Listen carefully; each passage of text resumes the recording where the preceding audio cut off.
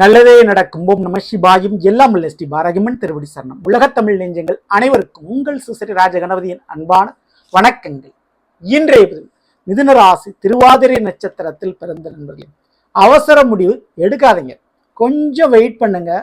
பழம் நழுவி பாலில் விழு நேரம்.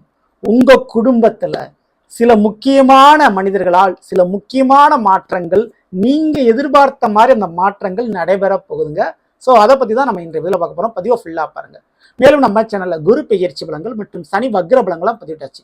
பார்க்கல என்ன சேனலில் போய் பாருங்கள். மேலும் டிஸ்கிரிப்ஷன் லிங்க் இருக்கும், ப்ரெஸ் பண்ணி பார்த்து பயனடைஞ்சுங்க. மறக்காம நம்ம சேனல் சப்ஸ்கிரைப் பண்ணிட்டு கூட தர பெல்லைக்கான ப்ரெஸ் பண்ணிட்டு பக்கத்தில் ஒரு ஆளுநர் ஆப்ஷன் தவறாமல் சப்ஸ்கிரைப் நாங்கள் பதிவிடக்கூடிய அடுத்தடுத்த பதிவுகள் உங்களுக்கு உடனுக்குடன் நோட்டிஃபிகேஷனாக வந்து சேரும்.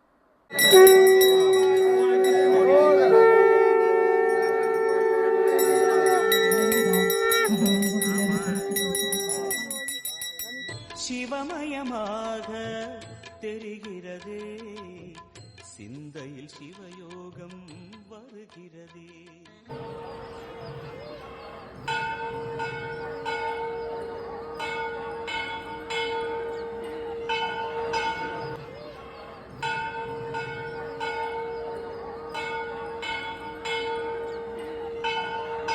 ஓம் மைஜாய் வித்மகே தண்டகஸ்தாயி தீமிகே தன்னோ வாராகி பிரசோதயாத். நல்லதே நடக்கும். ஓம் நம சிவாயும். எல்லாம் உள்ள ஸ்ரீ பாரகிமன் திருவடி சரணம்.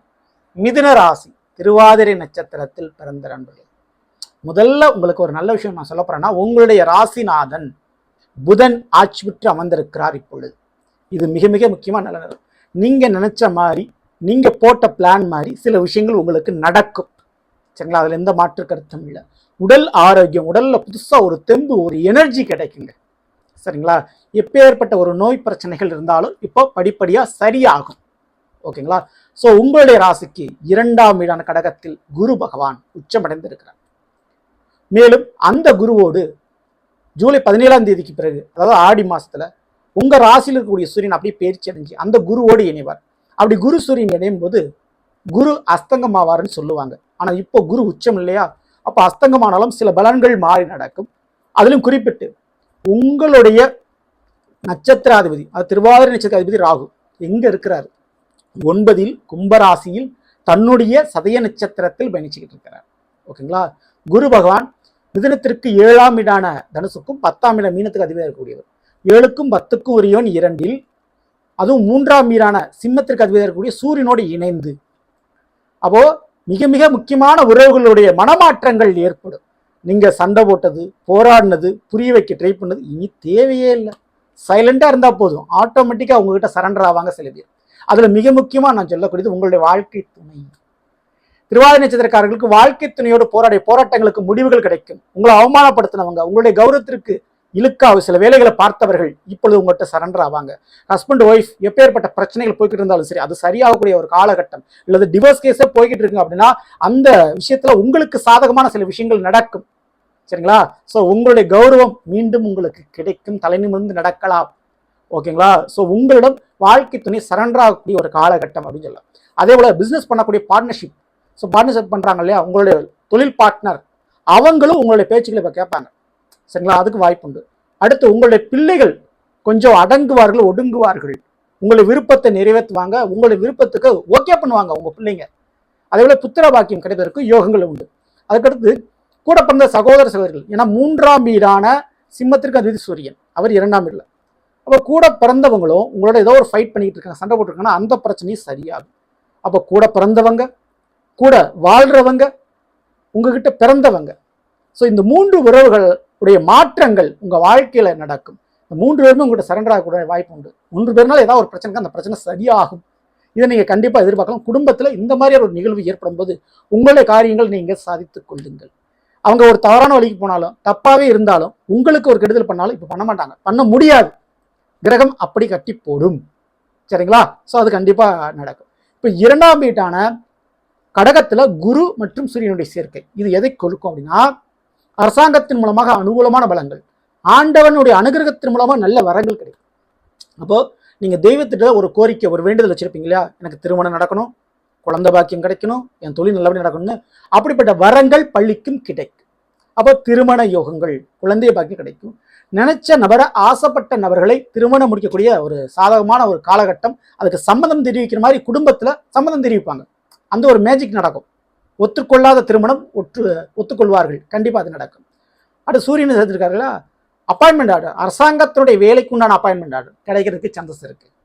கவர்மெண்ட் வேலைக்கு உண்டான, அல்லது வேலை பார்க்கக்கூடிய இடத்துல நீங்க இடம் மாறி போகணும்னு நினைப்பீங்களா, அந்த டிரான்ஸ்ஃபர் கிடைக்கும்.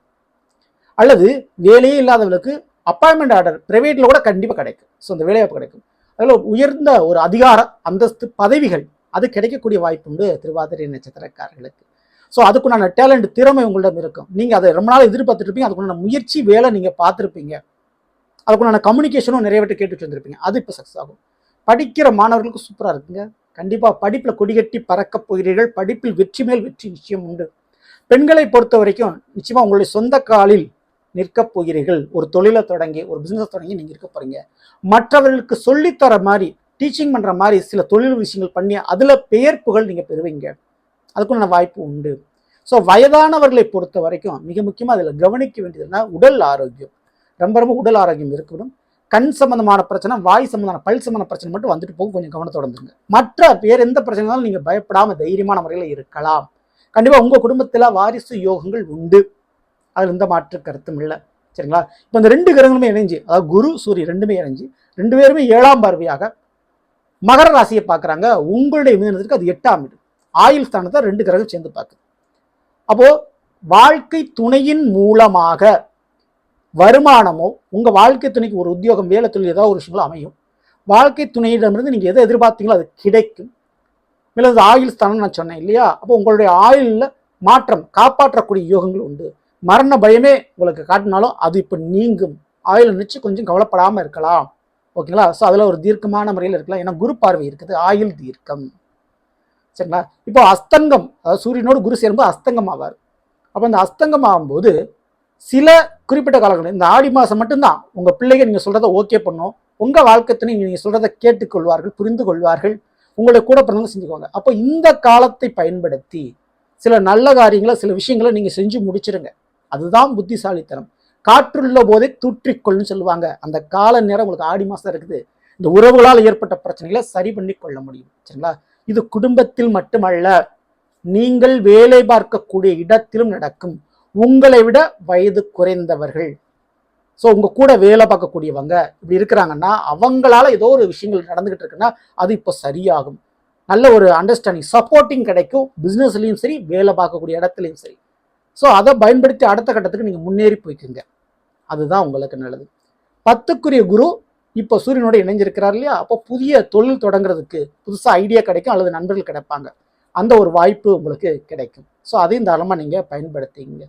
ஸோ ரொம்ப வருடமாக நான் ஒரு நோய் பிரச்சனையில் கஷ்டப்பட்டு கொண்டிருக்கிறேன் அப்படின்னா, உங்களுக்கு அந்த நோய்க்கு உண்டான மருந்து மாத்திரை திடீர்னு மேஜிக் கிடைச்சமே கிடைக்கும்.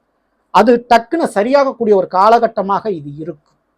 பெரிய பெரிய சர்ஜரி பண்ணணும், பெரிய பெரிய ரிஸ்கில் போகணும் அப்படின்ற ஒரு பயத்தில் நீங்கள் இருந்துக்கிட்டு போது சின்ன சின்ன மருந்து மாத்திரைகள் மூலமாக அது காலியாகக்கூடிய, மறையக்கூடிய வாய்ப்பு கிடைக்கும். மிதுனராசி திருவாதிரை நட்சத்திரம் பிறந்தவங்களுக்கு இந்த ஒரு நேர காலகட்டத்தில் நீங்கள் நிச்சயமாக வழிபட வேண்டிய ஒரு தெய்வம் அப்படின்னா கண்டிப்பாக கருப்பசாமி, முனீஸ்வரன் போன்ற காவல் தெய்வங்களை வணங்குவது ரொம்ப ரொம்ப சிறப்பு. அமாவாசை அன்னைக்கு அல்லது செவ்வாய்க்கிழமை அன்னைக்கு வழிபாடுகள் பண்ணுங்க.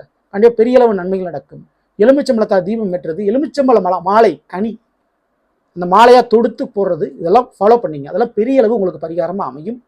மேற்கொண்டு நிச்சயமாக வள்ளி தெய்வியானோடு சமேதமாக இருக்கக்கூடிய முருகனுடைய ஆலயங்களுக்கு, குறிப்பிட்டு பங்குனி உத்திரம், இந்த உத்திர டயத்தில், உத்திர நட்சத்திரம் எப்போல்லாம் வருதோ அப்போ போகலாம். அதை கணக்கு பண்ண முடியாது தெரியாதவங்க நிச்சயமாக செவ்வாய்க்கிழமை இரவு 6 மணிக்கு மேலே போய் செவ்வரளி மாலை சாற்றி முருகனை வணங்குங்கள். 3 தெய்வங்களுக்கும், வள்ளிக்கும், தெய்வானைக்கும், முருகனுக்கும். அப்படி செய்யும் போது கண்டிப்பாக உங்களுடைய உறவுகள், குடும்ப ரீதியாக இருக்கக்கூடிய உறவுகள் ரீதியாக இருக்கக்கூடிய பிரச்சனை கண்டிப்பாக சரியாகும் மாறும். தவறாமல் அந்த வழிபாடுகளை பண்ணிக்கணும். இந்த பதிவு பிடிச்சிருந்தா லைக் பண்ணுங்க, மாற்றம் ஷேர் பண்ணுங்க. இது போல ஒவ்வொரு ராசிக்குண்டான பலங்கள் தெரிஞ்சுக்கிச்சுன்னா மறக்காம நம்ம சேனலை சப்ஸ்கிரைப் பண்ணி வச்சுக்கோங்க. அடுத்த வேலை சந்திப்போம். நன்றி, வணக்கம். நல்லதே நடக்கும். ஓம் நம சிவாய. எல்லாம் வல்ல ஸ்ரீ பாரகமன் திருவடி சரணம்.